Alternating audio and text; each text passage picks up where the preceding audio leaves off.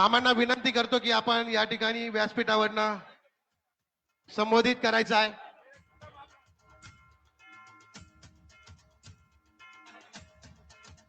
या ठिकाणी साहेबांचं औक्षण होत आहे. प्रभाग क्रमांक 22च्या अधिकृत उमेदवार वैशालीताई दानी, संजीवनीताई हांडोरे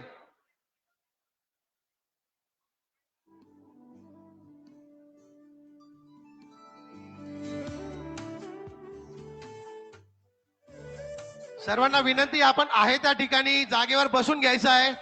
मी सलीम मामांना विनंती करतोय की आपण या सभागृहाला संबोधित करायचं आहे.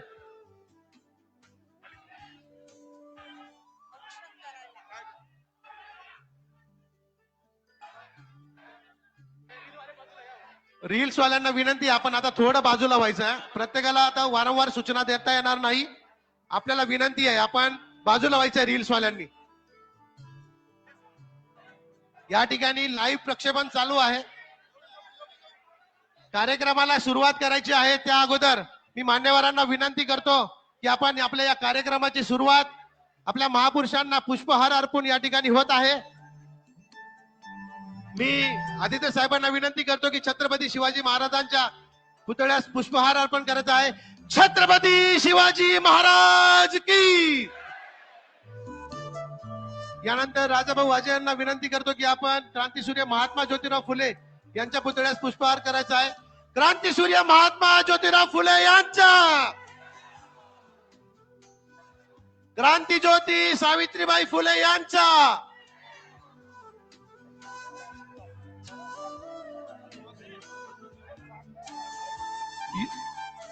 भारत रत्न डॉक्टर बाबासाहेब आंबेडकरांच्या, हिंदू हृदय सम्राट सरसेनापती बाळासाहेब ठाकरे यांचा,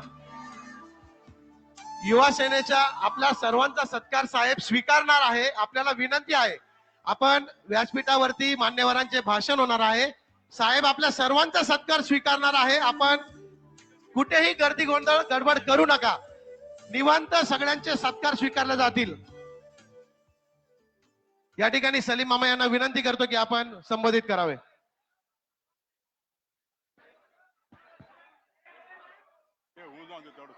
गोंधळ चालू नाही, थोडं गोंधळ होऊ दे, संपू दे.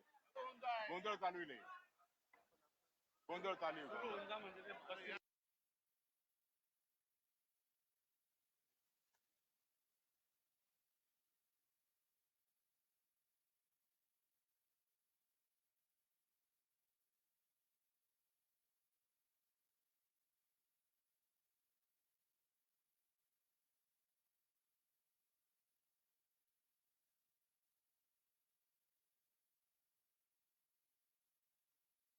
कृपया विनंती, आपण व्यासपीठ मोकळा ठेवायचा आहे.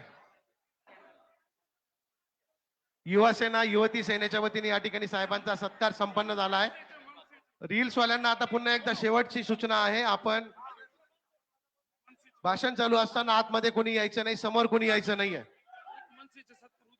महाराष्ट्र नवनिर्माण सेनेच्या पदाधिकाऱ्यांकडून साहेब या ठिकाणी सत्कार होत आहे.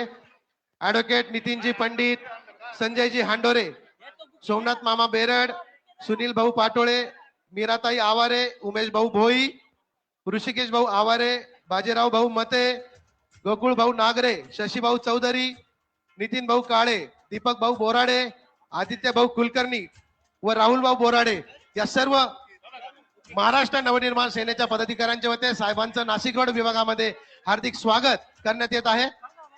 तसेच देवळाली गाव शाखा नाशिक रोड या सर्व पदाधिकाऱ्यांच्या वतीने या ठिकाणी साहेबांचं या ठिकाणी स्वागत होत आहे. मी विनंती करतो, विकास भाऊ गीते, चंदू भाऊ महानुभाऊ, किरण भाऊ डहाळे, योगेश भाऊ देशमुख, मसूद भाऊ जिलानी, योगेश भाऊ शिंदे, विक्रांत भाऊ थोरात, स्वप्नील भाऊ आवटे, सागर भाऊ निकाळे, शेखर भाऊ पवार या ठिकाणी साहेबांचं स्वागत करत आहे. गंगाराम मामा पवार,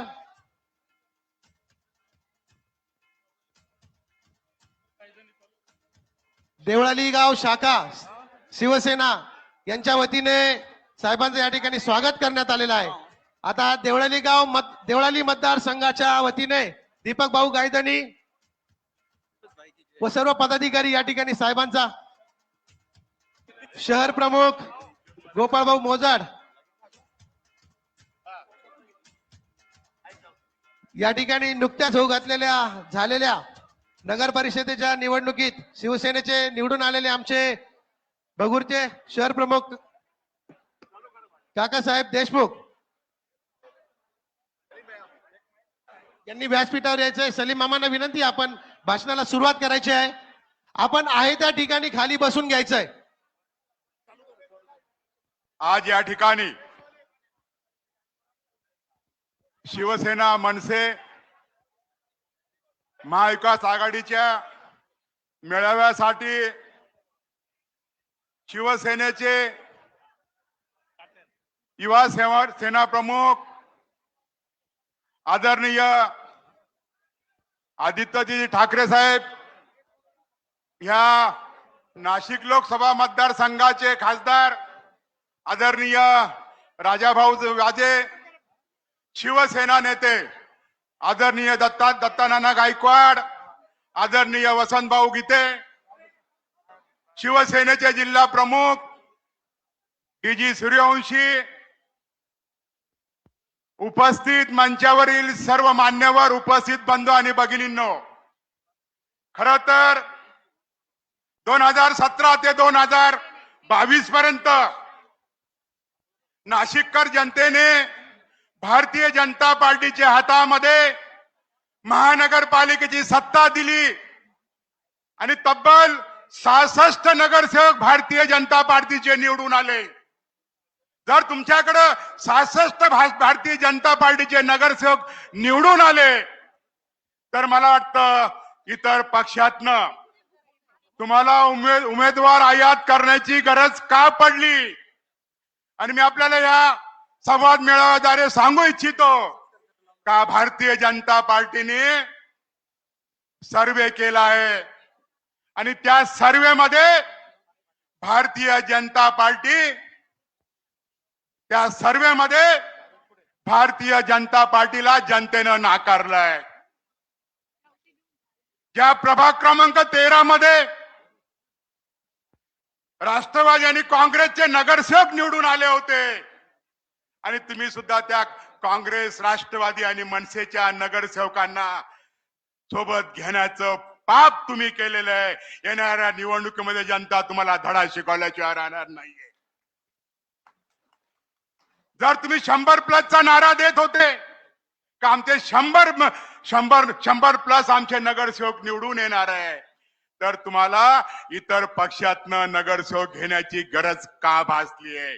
गरज यासाठी भासली आहे का तुम्हाला खात्री नाहीये का महानगरपालिकेच्या सत्तेमध्ये जनता आपल्याला बाजूला ठेवणार आहे, म्हणून इतरत्र पक्षाचे उमेदवार तुम्ही आयात करताय.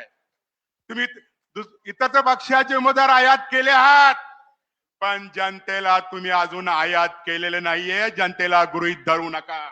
जनता ही महाविकास आघाडी सोबत आहे आणि येणाऱ्या महानगरपालिकेच्या निवडणुकीमध्ये आता 2 भाऊ एकत्र आले आणि 2 भाऊ एकत्र आल्यानंतर यांनी इतका मोठा धसका घेतला आहे का त्यांच्या पायाखालची वाळू घसरलेली आहे. या संवाद मेळाव्यावर दिसतंय आदित्य साहेब नाशिकची जनता यांच्या तोंडामध्ये शेण घालते.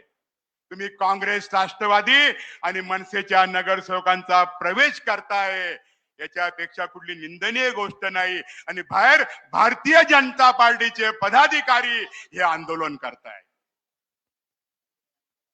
मी खात्रीने सांगतो आदित्य साहेब, शिवसेना आणि मनसे आम्ही तुम्हाला आश्वासन देणार नाही. नाशिककर आम्ही तुम्हाला शब्द देतो, नाशिकची जनता ही आपल्या सोबत आहे आणि येणाऱ्या महानगरपालिकेच्या निवडणुकीमध्ये शिवसेना, मनसे आणि महाविकास आघाडीचा झेंडा फडकल्याशिवाय राहणार नाही. धन्यवाद. जय हिंद, जय महाराष्ट्र. यानंतर शिवसेनेचे जिल्हा प्रमुख मान्य डीजी भाऊ सूर्यवंशी यांना विनंती करतो की आपण व्यासपीठाला संबोधित करायचंय.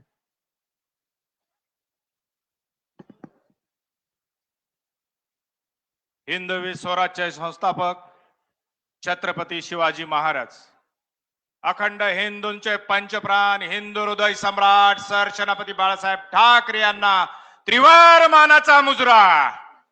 या महाराष्ट्राचे माजी मुख्यमंत्री पक्षप्रमुख आदरणीय उद्धवजी ठाकरे साहेब या महाराष्ट्राच्या नव्हे तर देशाचे युवा नेतृत्व शिवसेना नेते माजी मंत्री जे आज आपल्या नाशिक मध्ये आलेले आहेत, आपल्या सर्वांच्या वतीनं नाशिक पुण्यनगरीच्या वतीनं आदरणीय आदित्यजी साहेब ठाकरे यांचं आपण टाळ्यांच्या गजरात स्वागत करूया. मित्रांनो, मी जास्त काही बोलणार नाही, परंतु 3.5 वर्षापूर्वी या महाराष्ट्रामध्ये जी गद्दारी झाली, खासदार गेले, आमदार गेले, तुटले फुटले खोके घेतले, टेंडर पाहिजे, कॉन्ट्रॅक्टर पाहिजे, पद पाहिजे, प्रतिष्ठा पाहिजे, नगरसेवक सुद्धा गेले मित्रांनो. परंतु कालपर्यंत जे गेले ते गद्दार आणि हे तुम्ही आम्ही मंचावर बसलेले आहेत हे खुद्दार आणि खुद्दार आहेत. 2 दिवसापूर्वी काय घडलं त्यांचं नाव घेऊन आपण त्यांना मोठं करणार नाही, परंतु अनेक शिवसैनिक आले आणि म्हणाले अरे गेले ते कावळे आणि आता शिल्लक आहेत ते मावळे. या मावळ्यांच्या भरोशावर आपल्याला या महानगरपालिकेमध्ये महाविकास आघाडीच्या भरोशावर 100% भगवा फडकवायचा आहे. फडकवणार ना? आपण एकत्र आहोत ना? आणि म्हणून 5 जुलैला 18 वर्षापूर्वी हिंदू हृदय सम्राट सर सेनापती बाळासाहेब ठाकरे साहेब यांचं जे स्वप्न होतं की दोन्ही बंधू या महाराष्ट्रासाठी मुंबई विदर्भ मराठवाड्याचे तुकडे करण्याचा जो मनसुबा या महायुतीचा भाजपच्या नतभ्रष्ट लोकांचा आहे आणि ते रोखण्यासाठी दोन्ही बंधू आदरणीय उद्धवजी ठाकरे साहेब राजजी ठाकरे साहेब एकत्र आले आहेत आणि म्हणून या महाराष्ट्रात आनंद झालेला आहे. आणि खऱ्या अर्थानं खूप भाषण न करता आपल्या तुम्हा आम्हाला या शहरामध्ये शिवसेनेचा असेल, महाराष्ट्र नवनिर्माण सेनेचा असेल, काँग्रेस, राष्ट्रवादी, कम्युनिस्ट, जिथं जिथं महाविकास आघाडीचा उमेदवार असेल त्यांना निवडून द्या ही शपथ घेऊ. धन्यवाद. जय हिंद, जय महाराष्ट्र. धन्यवाद.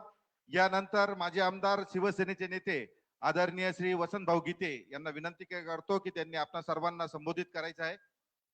या ठिकाणी भारतीय सैन्य दलातील एक सर्व्हिसमन या ठिकाणी उपस्थित झाले, त्या सर्वांचं मनपूर्वक असं स्वागत. महाराष्ट्राचं आराध्य दैवत छत्रपती शिवाजी महाराज या भारतीय घटनेचे थोर शिल्पकार महामानव डॉक्टर बाबासाहेब आंबेडकर, क्रांतीसूर्य महात्मा ज्योतिबा फुले,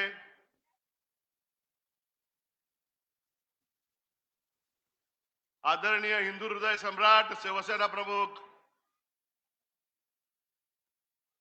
बाळासाहेब ठाकरे यांना वंदन करून आज ज्यांचं आपल्याला प्रामुख्यानं मार्गदर्शन होणार आहे ते या महाराष्ट्राचं आशास्थान, या देशाचं युवा नेतृत्व आदरणीय आदित्य साहेब ठाकरे, आदरणीय या जिल्ह्याचे लोकप्रिय खासदार राजाभाऊ वाजे, दत्तानाना गायकवाड, जिल्हा प्रमुख डीजी सूर्यवंशी, महाराष्ट्र नवनिर्माण सेनेचे सलीम मामू शेख, उपस्थित सर्व बंधू आणि भगिनींनो, नाशिक महानगरपालिकेची निवडणूक होतीये. तुम्ही रोज बघताय कशा पद्धतीने राजकारणाचा चिखल झालाय. आणि मी 4 दिवसापूर्वी असंच युतीची बैठक असताना बोललो की अरे आपण ह्या जागा आम्हाला, ह्या जागा तुम्हाला करीत होतो. तिथं 8-10 लोक बसलेले होते आणि आम्ही ती मीटिंग घेतली. महाराष्ट्र नवनिर्माण सेनेच्या कार्यालयात. त्यावेळेस मी असं बोललो की अरे आपण इथं भांडण्यापेक्षा इथं आज जे बसलेले आहे ना ते उद्या आपल्यात राहतील का? आणि तसंच झालं. 2 दिवसानंतर दिनकर पाटील पळून गेले आणि त्याच्या आदल्या दिवशी मी असं ऐकलं, आदरणीय संजयजी राऊतांची मुलाखत मी बघितली. त्यावेळेस त्यांनी असा महाराष्ट्राला संदेश दिला की अरे सावधान, संपूर्ण महाराष्ट्राच्या जनतेने महिलांनी खबरदारी घेतली पाहिजे. आणि ते असं म्हटले की एक राजकीय टोळी हे मुलं चोरण्यासाठी येते, पोरं चोरण्यासाठी येते, आता नगरसेवक चोरते. आणि तसंच काल परवा नाशिक मधलं चित्र होतं. जे आमच्या बरोबर मुलाखतीला बसले, मोठमोठी भाषणं केली, ती परवा दिवशी पळून गेली. पळून गेल्यानंतर भारतीय जनता पक्षाच्या इतिहासामध्ये, नाशिकच्या इतिहासामध्ये असं कधीच झालं नाही की ज्यांना प्रवेशासाठी 2 तास तिथं बसावं लागलं, पोलीस बंदोबस्तात बसावं लागलं. एवढी लाचारी कशासाठी आणि कोणासाठी? सत्तेसाठी. जी सत्ता शिवसेना प्रमुखांनी 25-30 वर्षापूर्वी तुम्हाला आणि मला दिली, तरी लाचारी कशासाठी करताय? कशासाठी ही लाचारी आहे? मी आता इथं आलो, साहेब यायला टाईम होता. दत्तानानांचे चिरंजीव मला एका वर्तमानपत्रातली बातमी दाखवत होते. आणि भाऊ ते बघा, देशदूत मधली बातमी बघा. म्हटलं काय झालं? अहो बडी माझंही नाव आलं आणि प्रथमेशचं बी नाव आलं. अरे म्हटलं मग 4 दिवसापूर्वी तुला सांगितलं होतं ना की सावध राहा, मुलं चोरणारी टोळी या भारतीय जनता पार्टीची नाशिक मध्ये फिरतीये. त्याच्यामध्ये एवढं काय वावग आहे? आणि हे चोर आहे हे आपलं बोट धरून मोठे झालेली. इथं अनेक मंडळी की ज्यांनी आमच्या अनेक निवडणुका बघितल्या, आम्हाला घडवलं. आम्ही शिवसेना प्रमुखांच्या तालमीत तयार झालेली माणसं आहोत. आम्ही लाचारी शिवसेना प्रमुखांनी आम्हाला शिकवलेलं नाहीये. आमचं सगळं आयुष्य शिवसेना प्रमुखांनी घडवलं. आणि माझी जी चर्चा संपूर्ण शहरामध्ये चालू आहे, संपूर्ण जिल्ह्यामध्ये चालू आहे, कशासाठी? मला महापौर शिवसेना प्रमुखांनी केलं, मला सहकार क्षेत्र शिवसेना प्रमुखांनी दाखवलं, मला आमदार राज ठाकरेंनी केलं. आणि आज संपूर्ण महाराष्ट्र त्या दोन्ही ठाकरे बंधूंचं स्वागत करतोय. आणि म्हणून तुमच्या आमच्यावर जबाबदारी आहे. घाबरायचं नाही. ज्यांना जायचं त्यांनी लगेच रस्ता धरायचा, परत वळून बघायचं नाही. घोडा मैदान जवळ आहे. मी जास्ती वेळ घेणार नाही. ही पहिली सभा आहे, पहिली मीटिंग आहे. साहेब आले, साहेबांना परत मुंबई सांभाळायची, महाराष्ट्र सांभाळायचं आहे. आणि म्हणून सगळ्यात जास्ती महिला या ठिकाणी आहे. मी कळकळीची विनंती करतो बंधू आणि भगिनींना, हा कसोटीचा काळ आहे. तुमच्या समोर गेले ज्यांनी सगळं काही भोगलं आणि आज ते सोडून गेले. जाऊ द्या, येतील जातील, फरक काही पडत नाही. शिवसेनेचा प्रमुखांचा आशीर्वाद आहे. या महाराष्ट्रामध्ये सगळ्या महानगरपालिकेवर शिवसेनेचाच भगवा फडकल्याशिवाय राहणार नाही. पण आपल्याला खूप खबरदारी घ्यावी लागणार. 15-20 दिवस खूप कष्ट करावे लागणार आहे. आणि त्यासाठी युवा सेनेचे सगळे पदाधिकारी इथे, मी त्यांना नेहमी सांगत असतो की उद्याचे तुम्ही आमचे नेते आहात. दत्ता गायकवाड असो, वसंत गीते असो, बाकी असो, आमचे नेते उद्या कोण असणार आहे? तर युवा सेनेचे पदाधिकारी असणार आहे, युवा सेनेत काम करणारी मंडळी असणार आहे. त्यामुळे श्रद्धा आणि सबुरी, सबर का फल मीठा होता है. श्रद्धा आणि सबुरी, सबर का फल मीठा होता है, हे समजून घ्या. जे तिकिटाच्या स्पर्धेत आहे त्यांचा विचार नक्की केला जाईल. पण ज्यांना तिकीट मिळणार नाही त्यांना सुद्धा मी कळकळीची विनंती करेन की बाबांनो, हा सगळा माहोल बघा. ज्यांना किती माणसं पाहिजे या महाराष्ट्रामध्ये, त्यांची भूक काय आहे ते कळत नाही. आणि म्हणून या राक्षसांना जर गाडायचं असेल तर आपल्याला एकसंघ राहावं लागेल. आणि म्हणून आपल्याला कळकळीची विनंती करतो की येत्या महापालिकेच्या निवडणुकीमध्ये आपण सगळे एकसंघ राहूया. आदित्य साहेबांना या ठिकाणी शब्द देऊया की साहेब, आम्ही एक संघ राहू आणि ही नाशिक महानगरपालिकेला तुमचा भगवा फडकल्याशिवाय राहणार नाही, यासाठी आम्ही वचनबद्ध राहू. धन्यवाद. जय हिंद, जय महाराष्ट्र. धन्यवाद भाऊ. या ठिकाणी मनसेचे जिल्हा प्रमुख अंकुशजी पवार या ठिकाणी उपस्थित आहेत, त्यांचं स्वागत. यानंतर आपणा सर्वांना संबोधित करण्यासाठी राजाभाऊ वाजे आदरणीय आपले कार्यसम्राट असे खासदार यांना विनंती करतो की त्यांनी आपणा सर्वांना संबोधित करायचं आहे. या ठिकाणी युवा सेनेचे जिल्हा प्रमुख राहुल भाऊ ताजनपुरे हे पण उपस्थित झाले आहेत, त्यांचं बी स्वागत. त्याचप्रमाणे कोर कमिटीच्या सदस्या भारतीताई ताजनपुरे या पण उपस्थित झाले आहेत, त्यांचं स्वागत. विधानसभा प्रमुख योगेशजी भोर यांचं पण स्वागत.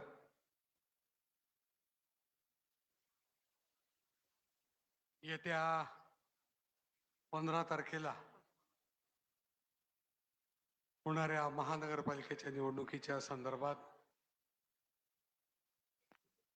प्रचाराची सुरुवात त्यांच्या शुभ हस्ते होत आहे, या मेळाव्याने होत आहे. युवा सेना प्रमुख आदरणीय आदित्यसाहेब ठाकरे, शिवसेनेचे नेते आदरणीय दत्तादाना गायकवाड, या शहराचे माजी आमदार आणि माजी महापौर, आपले सर्वांचे मार्गदर्शक आदरणीय वसंतभाऊ गीते, शिवसेनेचे जिल्हा प्रमुख आदरणीय डी जी भाऊ सूर्यवंशी, मनसेचे आदरणीय सलीम मामा, योगेश बापू घोलप, प्रथमेश भाऊ गीते, शिवसेनेचे आणि मनसेचे सर्वच पदाधिकारी, समोर बसलेल्या सर्व माता भगिनी, ज्येष्ठ श्रेष्ठ नागरिक आणि तरुण सहकारी मित्रांनो, आज आपण सर्वजण आदरणीय आदित्य साहेबांची भेट घेण्यासाठी, आदरणीय आदित्य साहेबांना आपल्याला ऐकण्यासाठी आपण सर्वजण उपस्थित आहोत. त्यामुळे जास्त वेळ मी बोलणार नाही, कारण आता आपल्याला 3 आठवडे आपल्या सर्वांपर्यंत आम्ही पोहोचणारच आहोत. परंतु आज होणाऱ्या या मेळाव्यात शिवसेनेची भूमिका काय आहे, महाविकास आघाडीची भूमिका काय आहे, महाराष्ट्र नवनिर्माण सेनेची भूमिका काय आहे, ही समजण्यासाठी आपण सर्वजण आतुर आहोत. आदरणीय उद्धव साहेब आणि आदरणीय राजसाहेब हे एकत्र आलेत आणि एक नवीन पर्व महाराष्ट्रात सुरू होणार आहे याची खात्री सर्व मराठी बांधवांना झालेली आहे.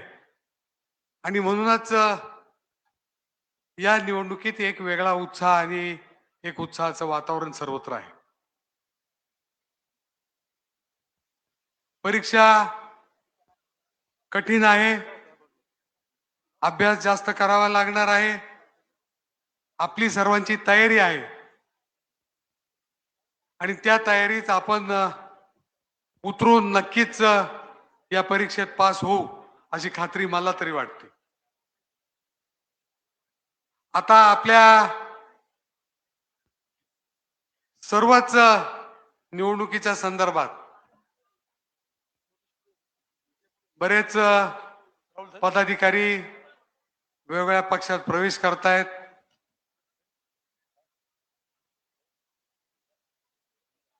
सलीम मामांनी सांगितल्याप्रमाणे जर 100 पेक्षा जास्त भारतीय जनता पक्षाचे लोक निवडून येणार असतील तर हे वेगवेगळ्या पक्षातून लोक घ्यायची गरज का आहे, हा सगळ्यात महत्वाचा विषय या निवडणुकीच्या बाबतीत आहे. परंतु तरी सुद्धा मी एकच आपल्या सर्वांना सांगू इच्छितो की शिवसेना संपवण्याचा प्रयत्न कुणी केला तरी शिवसेना ही हा पक्ष हे 4 अक्षर न संपणारे आहेत. आणि हा पक्ष म्हणजे कार्यकर्त्यांना नेते बनवण्याचा कारखाना आहे.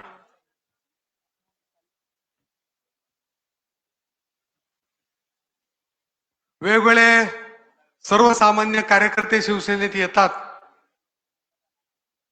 शिवसेनेमुळे त्यांना मानाची पदं मिळतात, निवडून येतात, मोठ्या मोठ्या खुर्च्या मिळतात. परंतु त्या खुर्च्या टिकवण्यासाठी आपल्या लोकांशी संपर्क न ठेवता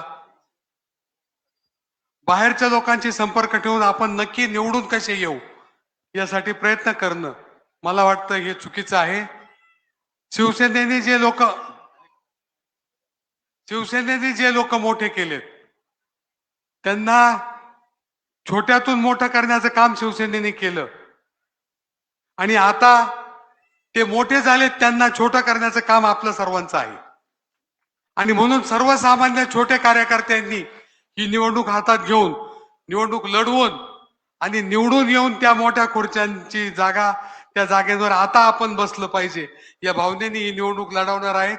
आपण सर्वांनी त्यांना साथ द्यावी ही कळकळीची विनंती करतो. आदरणीय बाळासाहेब ठाकरे जिथे कुठे असतील त्यांचे आशीर्वचन आपल्यावर सतत राहतील ही भावना व्यक्त करतो आणि या लढाईसाठी आपण सर्वांनी तयार व्हावं ही विनंती करतो आणि थांबतो. जय हिंद, जय महाराष्ट्र. या ठिकाणी माजी नगरसेविका संगीताताई गायकवाड.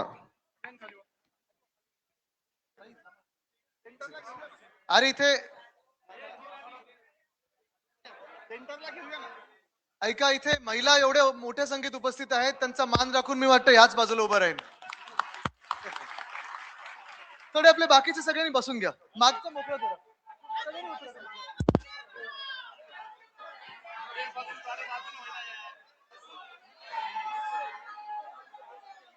ताई बसून घ्या, बसून घ्या.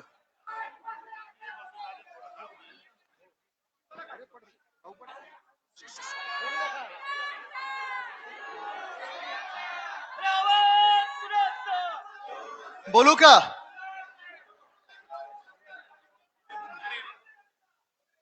मी असं सरळ चालेल ना? वेळ दुपारची झालेली आहे.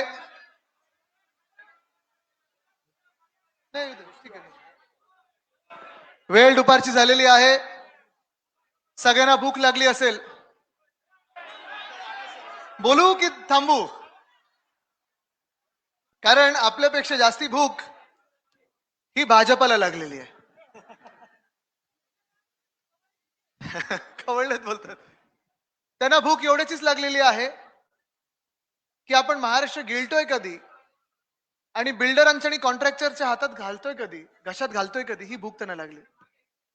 आता तुम्ही मला सांगा की ही भूक त्यांना भागू द्यायची आहे की त्यांना भुकेला ठेवायचं हे तुम्ही ठरवायचं. पाणी भुकेला ठेवायचं तुम्ही ठरवायचं. कारण ही भूक फार भयानक आहे.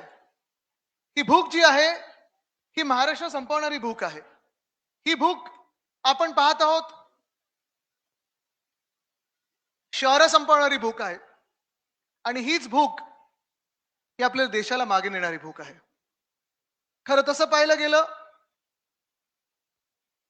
तर आपण पूर्णपणे सत्ता त्यांच्या हातात दिली होती. 2017 तुम्हाला आठवत असेल, 2014 तुम्हाला आठवत असेल. आज इथे पदाधिकारी मेळावा सगळा जो आपला होत आहे तो ह्याच कारणामुळे होत आहे की जी स्वप्न आपल्याला दाखवली गेली होती भाजपकडून, ते एक तरी स्वप्न हे पूर्ण झाले का ह्याचं उत्तर तुम्ही मला द्या. झाले? चला पहिल्यापासून सुरू करूया आपण. 2014ला काय देणार होते आपल्याला? ते अच्छे दिन येणार आहेत असं सांगितलं होतं ना. 2014 पासून आतापर्यंत किती वर्ष झाली? 11 वर्ष झाली, 12 वर्ष झाली. 12 वर्ष बहुमताचं ज्यांचं सरकार आहे, दिल्लीत सरकार आहे, महाराष्ट्रात सरकार आहे. तुम्ही मला सांगा, या महाराष्ट्रासाठी असेल किंवा या देशासाठी असेल चांगले दिवस आलेत का? आलेत? तुम्ही मला एक तरी चांगली गोष्ट सांगा ना. जर आपण संपूर्ण महाराष्ट्राचा विचार केला किंवा देशाचा विचार केला तर जे आपल्याला सांगितलं गेलं होतं की अच्छे दिन मध्ये काय काय होणार आहे, अच्छे दिन आने वाले मध्ये काय काय होणार आहे, सुरुवातच करायची झाली तर 2 कोटी तरुणांना रोजगार मिळणार होता. 20 लाखाला तरी मिळालाय का? मिळालाय? उलट बेरोजगारी वाढत चाललेली आहे. रुपया डॉलरच्या बरोबरीला येणार होता, एकाला 1 होणार होता. आज कितीला पोचले रुपया? 90, 92, 95. म्हणजे जे आपले तरुण मुलं मुली आहेत जे बाहेर शिकायला जातात, मध्यम वर्गातून येतात, ते बिचारे जेव्हा बाहेर शिकायला जातात तेव्हा रुपयामध्ये जेव्हा तिथे डॉलरमध्ये कन्व्हर्जन होतं, भारी कोणावर पडतंय? तर ह्या लोकांवर पडते, आपल्या आपल्या तरुणांवर पडत आहे. आज साधी गोष्ट तुम्ही मला सांगा ना, महिलांचा सन्मान जो होणार होता, महिलांना जे सुरक्षा देणार होते, महिलांना नोकऱ्या देणार होते, आज तुम्ही मला सांगा ह्या देशामध्ये आपल्या तुम्हाला तरी वाटते का महिला सुरक्षित आहेत? नाही. म्हणजे आपली जंगलं सुरक्षित नाहीत, आपल्या तरुणांना रोजगार मिळत नाहीये, कुठेही उद्योगधंदा वाढत नाहीये, आपली शहरं काही सुधारत नाहीयेत, महिला सुरक्षित नाहीयेत. अशा सगळ्या परिस्थितीमध्ये आज जर तुमच्या दारी कोणी भाजपवाले आले तर तुम्ही त्यांना सांगा, दादांनो तुमचं 12 वर्ष ह्या देशात बहुमताचं सरकार आहे, तुम्ही एक काहीतरी गोष्ट सांगा जी चांगली केली आहे, मी तुम्हाला मत द्यायला तयार आहे. एक सुद्धा तयार नाही, काही तयार नाही. बोलणार आहे त्याच्यावर, येणारच आहे. आता तिथेच जाऊन आलो मी. पण आज महाराष्ट्रामध्ये आपण पाहतोय, दादा थोडं बसा ना, खूप फ्लॅश झाले आता, बसून घ्या. आज महाराष्ट्रामध्ये आपण पाहतोय मंत्री असतील, मुख्यमंत्री असतील, घटनाबाह्य मुख्यमंत्री उपमुख्यमंत्री असतील, घरा सगळीकडे फिरत आहेत. या आत्ताच्या निवडणुकीमध्ये पैशाचं वाटप जेवढं झालं, बॅगा घेऊन फिरतायत, सगळं काही झालंय, मंत्री माजलेले आहेत, मुख्यमंत्र्यांना संवेदनशीलता नाहीये, जिथे बघतोय आपण कायदा सुव्यवस्थेचे चिंधडे उडवलेले आहेत. आणि अशा परिस्थितीमध्ये आपल्या 29 शहरांनी, मग मुंबई आलं, पुणे आलं, ठाणे आलं, कल्याण डोंबिवली आलं, नाशिक आलं, नागपूर, सोलापूर, कोल्हापूर, वसई विरार, ह्या सगळ्या शहरांनी भाजपला मतदान का करायचं, हा जर प्रश्न आपण उपस्थित केला तर हा प्रश्न गैर आहे का? नाही. आता फरक बघा, 2 पक्षांमधला फरक बघा. 16 डिसेंबरला मी मुंबईमध्ये वरळी इथे डोम मध्ये कार्यक्रम घेतला होता. टीव्हीवर पाहिला का तुम्ही? पूर्ण महाराष्ट्रात पाहिला, देशभरात तो कार्यक्रम गेला होता. कारण त्याच्यात मी एकच दाखवत होतो, कोणावरही टीका केली नाही, भाजपवर टीका केली नाही, कुठच्याही पक्षावर टीका केली नाही. मी फक्त आणि फक्त मुंबई महानगरपालिकेमध्ये 1997 पासून 2022 पर्यंत शिवसेना उद्धव बाळासाहेब ठाकरे पक्षांनी काय काम केलेलं आहे हे आपण दाखवलं आणि अभिमानाने सांगितलं की होय आम्ही करून दाखवलं. आणि त्याच बदली मी भाजपला विचारलं, तुम्ही आता, आम्ही तर हे 25 वर्ष मुंबई महानगरपालिकेत सत्तेत होतो, महापौर आमचा होता, त्या 25 वर्षातून 20 वर्ष चला भाजप देखील आमच्या सोबत होती. वेगळ्या वेगळ्या ज्या कमिटी असतात, इम्प्रुव्हमेंट कमिटी, स्थायी समिती, झाडांची कमिटी असते, हे सगळ्या कमिटीवर आमचं काम होतं. ते आम्ही अभिमानाने सांगू शकतो, मोठ्या होर्डिंगवर लावू शकतो, स्क्रीनवर दाखवू शकतो की होय हे काम आम्ही करून दाखवलं होतं. आणि मग आता मी मुख्यमंत्र्यांना सांगतोय की मुख्यमंत्री महोदय, तुम्ही स्वतः आता महाराष्ट्रात 6 वर्ष मुख्यमंत्री आहात, जवळपास बहुमतातच तुमचं सरकार आहे, केंद्रात तुमचं सरकार आहे, प्रधानमंत्री तुमचे आहेत, रक्षा मंत्री तुमचे आहेत, गृहमंत्री तुमचे आहेत, सगळं तुमचं असताना तुम्ही मला एक तरी स्वतःने केलेलं काम दाखवा की होय आम्ही हे करून दाखवलं. पण असं काहीच नाहीये. आता इकडचंच तर पहा ना, नाशिक मधलंच पहा.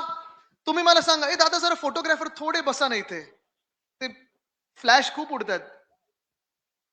तुम्ही मला सांगा 2017 मध्ये बहुमत कोणाचं आलं? सत्ता कोणाची होती? 2017 मध्ये महापौर कोणाचं होतं इथे? बीजेपीचं होतं ना? ठीक आहे. आता तुम्ही मला सांगा, मुख्यमंत्री तेव्हा कोणाचे होते? भाजपचे होते की नव्हते? होते. महापौर कोणाचे होते? भाजपचे होते की नव्हते? इथे येऊन मी नाशिकला दत्तक घेतोय असं उपकार करतात असं येऊन सांगितलं होतं कोणी?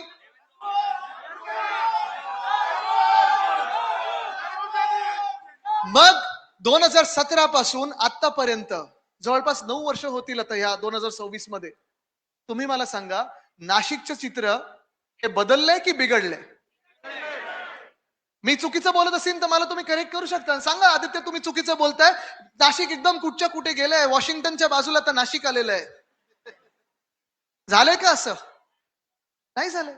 आपले जे मूलभूत जे प्रश्न आहेत, जे नाशिककरांचे प्रश्न आहेत त्याच्यावर लक्ष देणं गरजेचं आहे. हे मी तुम्हाला का सांगतो, कारण आज आपण पक्षाचे पदाधिकारी असू, कार्यकर्ते असू, जेव्हा आपण प्रचाराला जाऊ, घरोघरी जाऊ, तेव्हा भाजप येईल आता आणि त्यांचं इकडून तिकडून जे कार्पेट बॉम्बिंग सुरू करतात ना, भलते सलत्या प्रश्नांमध्ये हात घालतील. ते भाजप जे प्रश्नांमध्ये हात घालेल ते येऊन हिंदुत्वावर बोलेल, जातीय तेढ निर्माण करेल, धार्मिक तेढ निर्माण करेल, समाजामध्ये भांडण निर्माण करण्याचा प्रयत्न करेल, भाषणमध्ये मराठी अमराठी वाद निर्माण करण्याचा प्रयत्न करेल. भाजपला तुम्ही एवढंच विचारलं पाहिजे आणि सांगितलं पाहिजे की हे सगळं बाजूला ठेवा, मुद्द्याचा बोला, नाशिकचा बोला, नाशिककरांचा बोला. एवढी वर्ष तुमच्या हातात सत्ता असून, एवढे वर्ष तुमच्या हातात ताकद असून, पैसा असून, सगळं काही असून जर उधळपट्टी तुम्ही जर निवडणुकांमध्ये करत असाल तर थोडासा पैसा असेल, थोडासा फंड असेल, थोडस लक्ष असेल, तुम्ही जे सांगता ना की आम्ही दत्तक घेणार, दत्तक घेतलं होतं, हे उपकार नका करू. तुमचं कर्तव्य आहे, मुख्यमंत्री म्हणून जे तुम्ही काम केलं पाहिजे, महापौर म्हणून जे तुम्ही काम केलं पाहिजे ते न करता सगळं तुमचं लक्ष हे राजकारणावर असतं, पक्ष फोडण्यावर असतं, सगळी मंडळी गोळा करण्यात असतं, पैसे वाटपात असतं. मग तुम्ही राजकारण सोडून समाजकारण कधी करणार आणि शासन कधी चालवणार? पण आज प्रश्न उपस्थित हाच होत आहे. काल परवाकडे ज्या बातम्या पाहिल्या मी, सगळ्यांकडून इन्कमिंग चालू आहे. ठीक आहे, इन्कमिंग चालू असेल भाजपामध्ये, पण एक तुम्हाला सांगतो, जेवढं इन्कमिंग तिथे होईल तेवढं इथे आपल्या प्रामाणिक कार्यकर्त्यांना संधी दिली जाईल.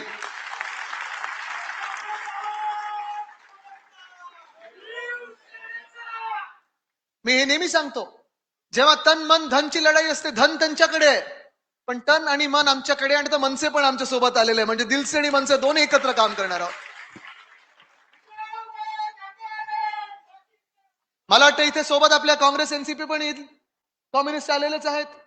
म्हणजे तुम्ही बघा, एका बाजूला सगळे आपण नाशिककर म्हणून एकत्र आलेलो आहे, आपली जी काही छोटे मोठे वाद असतील, भांडण असतील, हे सगळं बाजूला ठेवून आपण महाराष्ट्रासाठी एकत्र आलोय, नाशिकसाठी एकत्र आलेलो आहे. आणि दुसऱ्या बाजूला सत्तेची भूक लागलेली आहे, तळमळ चालू आहे, मळमळ चालू आहे, म्हणून भाजप एका बाजूला, सगळे इकडचे तिकडचे सगळे जे काही डागी लोक आहेत, भ्रष्टाचारी लोक आहेत, त्यांना घेण्याला मागे लागलेले आहेत. Washing machine, washing powder Nirma. पण आज तुम्ही उत्तर द्यायचं, नाशिकने उत्तर द्यायचंय की तुम्हाला कुठचे लोक मान्य आहेत. एका बाजूला आपण सगळे प्रामाणिक लोक या मंचावर बसले, तुमच्यामध्ये सगळे प्रामाणिक लोक आहेत. कदाचित उद्याचे महापौर इथून येऊ शकतात, समोरून येऊ शकतात. म्हणजे असं नाही की इथून नाही येऊ शकत, नाही तर लगेच तुम्ही हे सगळे फोन करतील साहेबांना की आमचं तिकीट कापलं, मी तिकीट देत नाही, ते साहेब करतात. पण हे सगळं होत असताना दुसऱ्या बाजूला जे डागी लोक आहेत त्यांनी देखील उत्तर द्यायचं आहे. आणि आज खास करून या मीडियाच्या माध्यमातून मी भाजपला प्रश्न विचारणार आहे, संघाला प्रश्न विचारणार आहे की जे 25 वर्ष जेव्हा आपण विरोधी पक्षात होतो, जेव्हा आपण लढा देत होतो, 15 वर्ष म्हणजे 99 पासून 2014 पर्यंत जो आपण लढा दिला, लाट्या काट्या खाल्ल्या, आंदोलनं केली, ज्यांच्या विरुद्ध केली, त्यांच्यातले सगळे भ्रष्टाचारी लोक तुम्ही तिथे घेतले. म्हणजे सगळे भ्रष्टाचार जे बरबटलेले पक्ष होते त्यांना स्वच्छ केलं तुम्ही. ज्यांच्यावर आरोप झाले होते, जे आरोप सिद्ध झालेत त्यांना तुम्ही तुमच्या पक्षात घेतायत. जे खोटे नाटे आरोप होते ते अजूनही स्वच्छ म्हणून आमच्या सोबत आहेत. मग भाजपच्या कार्यकर्त्यांना विचारतोय आणि संघाच्या कार्यकर्त्यांना विचारतोय, तुम्ही ह्याच्यासाठी लढला होतात का?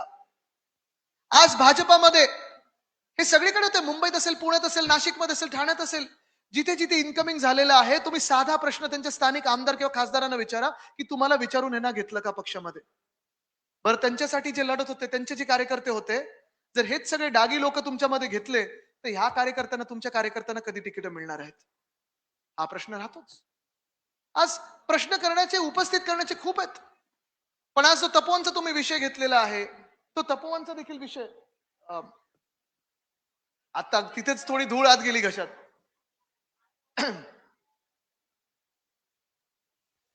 मला तुम्ही सांगा, तपोवन तुम्ही किती लोक जाऊन आलात तपोवन मध्ये? सगळे जाऊन आलात? सुंदर जागा आहे. म्हणजे मी आता पहिल्यांदा तिथे पाऊल ठेवलं आणि पहिल्यांदा पाऊल ठेवत असताना मला वाटलं, हा कुठे आलो, चांगलं झालं. मी त्यांना विचारणार होतो, आपण मेळावा वगैरे उद्या परवाकडे घेऊ शकतो का, आज एक दिवस इथेच बसूया. तपश्चर्याचं वन, पंचवटीत तपश्चर्याचं वन, प्रभू श्री रामाच्या पावन पदस्पर्श झालेली ही भूमी, आणि अशा भूमीत प्रभू श्री रामाचे जिथे वास्तव्य राहिलेले हे पंचवटी कापण्याचं काम कोण करू शकतं? कोण करू शकतं? राक्षस करू शकतात, रावण करू शकतात, पण प्रभू श्री रामाचे भक्त नाही करू शकत. हे भाजपवाले जेव्हा येतील आपल्यामध्ये, जेव्हा जय श्रीराम बोलतील, त्यांना सांगा राम आमच्या मनात आहे, हनुमान आमच्या हृदयात आहे. तुमच्या मनात जर असतं तर तपोवन तुम्ही कापलं नसतं. जे तपोवन कापून तुम्ही साधू ग्राम बनवायला निघालेले आहात, तुम्ही मला सांगा, हे साधू संत साधू महापुरुष महंत जेव्हा येतात तेव्हा त्यांची तपश्चर्या कुठे होते? जंगलात होते, वनात होते, 5 स्टार मध्ये होते? नाही. पण हे भाजपवाले खोटे बोलत आहेत.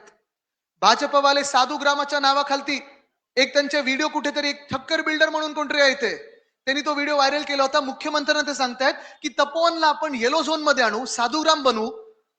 म्हणजे येलो झोन मध्ये, म्हणजे ग्रीन झोन, झाडं आहेत, वन कापून तिथे तुम्ही आता साधूग्राम बांधा. साधूग्राम बांधल्यानंतर, कुंभमेळा झाल्यानंतर तिथे बिल्डरांच्या घशात ते टाकायला मोकळे. तुम्हाला वाटतं हा त्यांचा धर्म आहे? तुम्हाला वाटतं हे खरं त्यांचं हिंदुत्व आहे? तुम्हाला वाटतं ही खरी तपश्चर्या आहे? अहो, खरी तपश्चर्या म्हणजे तिथे आता तपोवन बनवलेलं आहे, ते तपोवनाला फॉरेस्टचा दर्जा देऊन, जंगलाचा दर्जा देऊन, खरोखर जे साधू महंत असतील त्यांना खरोखर तिथे चांगली तपश्चर्या करू देण्यासाठी आणि पंचवटी तशीची तशी चांगली ठेवण्यासाठी जी तपश्चर्या होईल, जी राजकीय तपश्चर्या होईल, त्याला खरं हिंदुत्व मानू शकू. हे भाजपचं जे आहे ते चुनावी हिंदुत्व आहे, खोटं हिंदुत्व आहे. आणि भाजप जी आहे ते रामराज्य नाही, रावण राज्य आणू इच्छिते, म्हणून हे सगळं चाललेलं आहे. कारण आज जे काही चाललंय ते देशभरात भयानक चाललंय चित्र. अरावलीमध्ये जो मी पाहताय, डोंगर कापायला निघालेत, मायनिंग करायला निघालेत, तपोवन इथे नष्ट करायला निघालेत, नाशिकमध्ये, नागपूरमध्ये अग्निवन तोडायला निघालेले आहेत. एका बाजूला हे सगळे भारतीय जनता पक्ष नाही तर बिल्डर जनता पार्टी म्हणून ते एकत्र आलेले आहेत. आपण सगळे नाशिककर म्हणून एकत्र आलेलो आहे. तुम्ही ठरवायचंय जिंकवायचं कोणाला आहे. आज इथे खूप मोठ्या संख्येत महिला उपस्थित आहेत. वाटतं तिथे पण आहेत, कॅमेराच्या मागे पण बसलेत. जवळपास 60% महिला आहेत तिथे. इथे आहे, तिथे पलीकडच्या शेडमध्ये बसलेले आहेत. आज तुम्हाला विचारत आहे मी महिला म्हणून जे काही चाललेलं आहे, जे शहराचं विद्रुपीकरण चाललेलं आहे, महिला म्हणून जे शहरात गुन्हेगारी वाढत चाललेली आहे, जे शहरात तुम्ही पाहताय रस्त्यांवर खड्डे की खड्ड्यात रस्ते, फुटपाथ कुठेही नाहीये, धूळ जी वाढत चाललेली आहे, तुम्हाला वाटतं का की तुम्ही किंवा तुमची पुढची पिढी अशा शहरांमध्ये राहू शकते का? म्हणजे एका बाजूला तुम्ही पाहता की जिथे आता उन्हावमध्ये तुम्हाला आठवत असेल 2017 मध्ये एक बलात्कार झाला आणि त्या बलात्कारानंतर तिकडे भाजपचे जे आमदार होते कुलदीप सेंगर, त्यांच्यावर गुन्हा दाखल झाला, चौकशी झाली आणि त्यांना गुन्हेगार ठरवलं गेलं. नुसतं अक्यूज नाही तर कॉन्व्हिक्ट, गिल्टी ठरवलं गेलं की ह्यानीच रेप केला. त्या मुलीने देखील सांगितलं की होय ह्यानीच रेप केला, त्याच्यानंतर गँगरेप केला. त्याला जेलची शिक्षा झाली, जन्मठेप झाली. पण भाजपचा आमदार होता म्हणून ज्या माणसाला फासावर चढवायला पाहिजे होतं त्या माणसाला परवा बेल मिळालेली आहे. पर या माणसाने फक्त म्हणजे रेप केला, कोणाचा बलात्कार केला तर फासावर चढवलंच पाहिजे, पण तेवढंच नाही केलं तर वडिलांना त्यांनी ज्युडिशियल कस्टडीमध्ये मारून टाकलं. त्याच मुलीच्या वडिलांना, त्या मुलीच्या परिवाराला एका गाडीचा ऍक्सिडेंट घडवून आणला आणि त्या परिवाराला मारून टाकलं. परवाकडे तिची आई आणि ती बिचारी जेव्हा ह्याला बेल मिळाली, ह्या घाणेरड्या राक्षसाला ज्याला फाशीवर चढवायला पाहिजे होती, बेल मिळाली, तेव्हा भाजपचे लोक जाऊन त्याला हार घालत होते, हारतुरे घालत होते, त्याची ओवाळणी करत होते. आणि हिची आई आणि ही जेव्हा बिचारी रस्त्यावर आंदोलन करायला आली तेव्हा पोलिसांनी उचलून हिना फेकून दिला आत. असं सरकार तुम्हाला भाजपचं मान्य आहे का? हे जंगलराजच झालं. म्हणजे ते जे बोलतात ना जंगलराज बिहारमध्ये होतं, बिहारमध्ये होतं, तसं नाहीये. भाजपाच्याच राज्यात जंगलराज होतं. बिल्किस बानो सोबत काय झालं? तिच्या 3 वर्षाच्या मुलाला डोळ्यासमोर चिडून टाकलं होतं, तिच्या परिवाराला मारून टाकलं होतं आणि तिच्या देखील बलात्काराला जेव्हा तो जेलमधून बाहेर आला त्याला हार घातले, तुरे घातले. असे हे भाजपवाले हे महिलांना मान्य आहेत का? म्हणजे लाडकी बहीण मधून मध्ये मुख्यमंत्री चिडले होते अधिवेशनात, मी पाहिलं की तुम्ही लाडकी बहीणवर सतत बोलू नका, लाडकी बहीणवर सतत बोलू नका. ओ, लाडकी बहीणवर बोलणार आम्ही, कारण तुम्ही पहिलं तर सांगितलं होतं लाडकी बहीण मध्ये की 2100 रुपये आम्ही देऊ, सांगितलं होतं की नव्हतं? म्हणजे तुम्ही तिथे तर खोटं बोललाच, पण ज्या तुम्ही लाडक्या बहिणी म्हणून फसवतात ज्या बहिणींना, त्यांची सुरक्षा तरी तुम्ही कायम ठेवा. पण एक भयानक चित्र आपल्या डोळ्यासमोर येते. म्हणजे शेतकरी आत्महत्या करत चाललेले आहेत, तिकडच्या शेतकरी महिलांचे जे कुंकू आहे ते पुसत चाललेले आहे, पण तिथे कर्जमाफी तुम्ही करत नाही. महिलांवर जे बलात्कार होतात, महिलांवर जे अत्याचार होतात त्याच्यावर तुम्ही बोलायला काही तयार नाही. गुन्हेगारी वाढत चाललेली आहे, तिथे बोलायला तयार नाही. मला वाटतं 1-1.5 वर्षापूर्वी नाशिकमध्ये किती खून झाले होते? 42 खून झाले होते. त्याच्यावर तुम्ही काही गृहमंत्री म्हणून बोलायला तयार नाही आहात. नवीन कुठचा उद्योगधंदा आपल्या राज्यात येत नाही, गुंतवणूक येत नाही, त्याच्यावर बोलायला तर काही तयार नाही आहात. 3 वर्ष आपली शहरं भयानक होत चाललेले, वाटोळं करत चाललंय तुम्ही, त्याच्यावर बोलायला काही तयार नाही आहात. आणि मग बोलायचं कशावर? तर नाही, आम्ही धर्मावर बोलू, आम्ही समाजावर बोलू, आम्ही भाषेवर बोलू. कशासाठी? तुम्हाला जर बोलायचं असेल तर मुद्द्यावर बोला, आणि धर्मावरच बोलायचं असेल, तुम्हाला धर्मावरच भाजपा म्हणून बोलायचं असेल, तर तुम्ही आम्हाला एक उत्तर द्या की पालघरमध्ये जे साधू हत्याकांड झालं होतं त्याच्यातला जो प्रमुख आरोपी होता त्याला तुम्ही भाजपात का प्रवेश दिला, ह्याचं पहिलं उत्तर द्या, आणि मग हिंदुत्वावर बोलायला समोर या.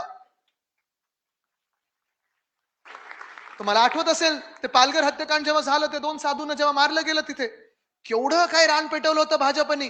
जणू काही महाराष्ट्रात 2 साधूंच्या विरुद्ध उभा आहे, आपण सगळे 2 साधूंच्या विरुद्ध उभे आहोत.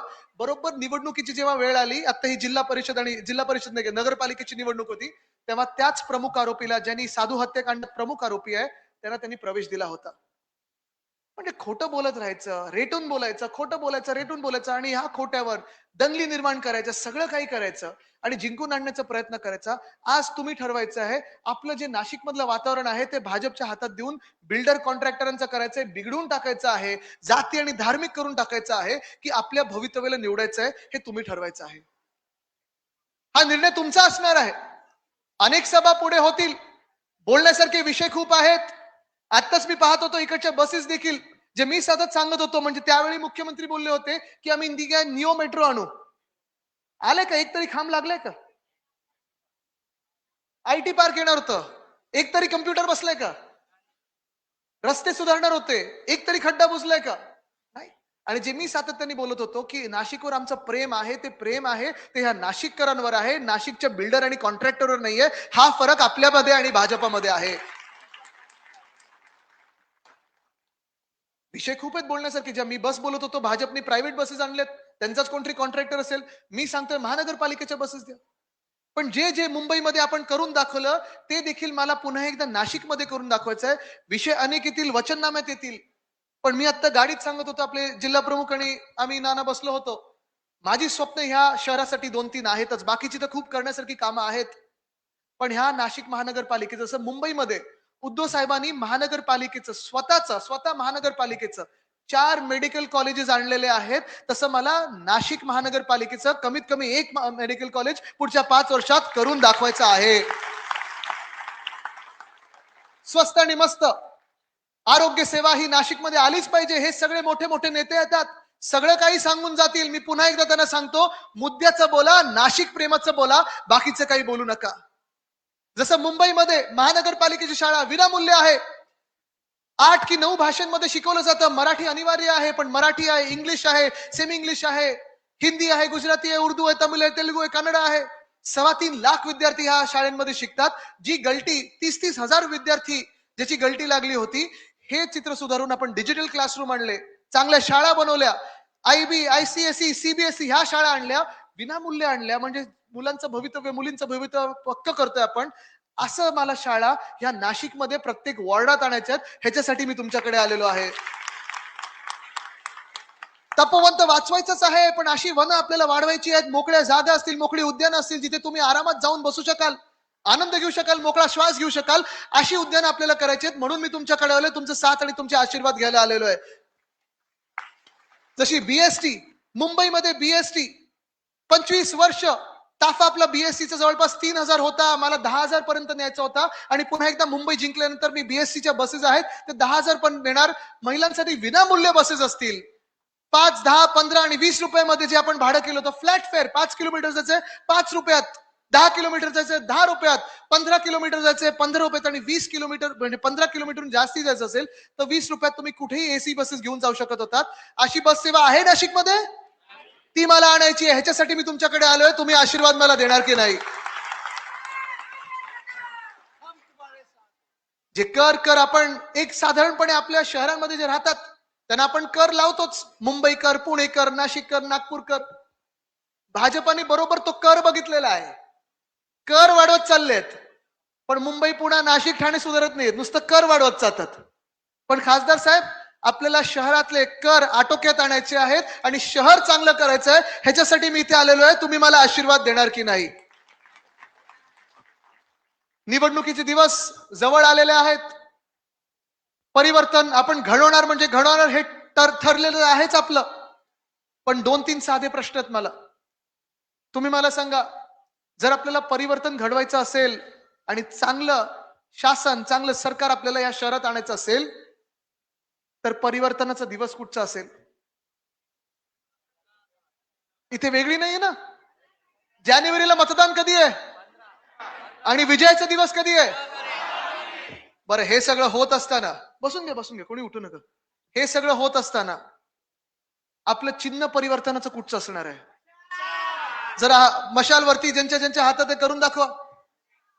आणि हे हात मशाल पकडणार आहेत ते पण जरा वरती करून दाखवा. ही ताकद बघा, ही मशालीची ताकद आहे. आणि लवकरच जी गोड बातमी तुम्हाला युतीची ऐकायची आहे ती देखील आपण ऐकवणार आहोत. अंतिम टप्प्यात आहे. मला वाटतं पुढच्या 24 तासात मशाल असेल, इंजिन असेल, हात असेल, तुतारी असेल, हे सगळे चिन्ह जी आपली असतील ती घरोघरी पोहोचल्याशिवाय थांबायची नाही आहेत. कारण 2 भाऊ एकत्र आलेले आहेत, 2 ताकदी एकत्र आलेल्या आहेत. पण ही ताकद जेव्हा जनतेची एकत्र येईल तेव्हा भाजपला जे रावणाचं राज्य नाशिकमध्ये आणायचं आहे, पंचवटीमध्ये आणायचं आहे, तपोवनमध्ये आणायचं आहे, ते पळवून लावून पुन्हा एकदा आपल्याला प्रभू श्री रामाचं राज्य इथे आणायचं आहे. तयार आहात? तयार आहात? तयार आहात? जिंकायला तयार आहात? पुढच्या लढाईला तयार आहात?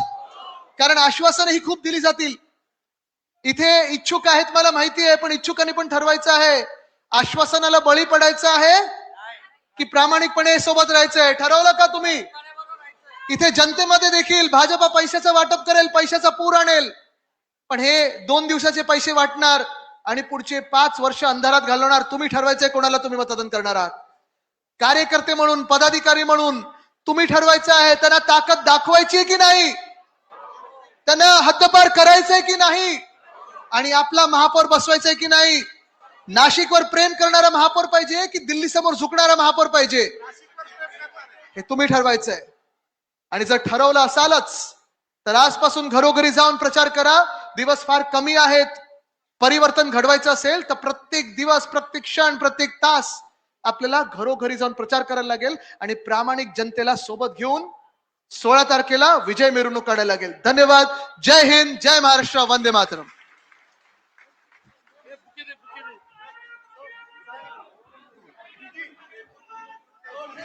कधी आपण मुजोड नाही.